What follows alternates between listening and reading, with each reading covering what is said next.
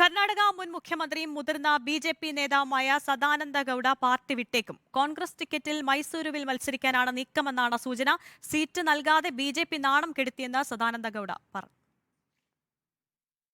കർണാടക പി.സി.സി. അധ്യക്ഷനും ഉപമുഖ്യമന്ത്രിയുമായ ഡി.കെ. ശിവകുമാറുമായി ഗൌഡ ചർച്ചകൾ നടത്തിയതായാണ് വിവരം.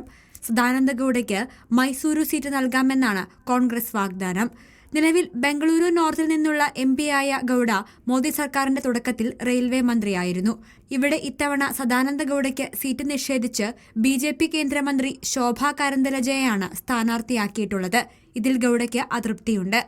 കർണാടകയിലെ മറ്റൊരു മുൻ മുഖ്യമന്ത്രി ജഗദീഷ് ഷട്ടാർ നിയമസഭാ തെരഞ്ഞെടുപ്പിന് മുൻപായി ബി.ജെ.പി. വിട്ട് കോൺഗ്രസിൽ ചേർന്നിരുന്നു.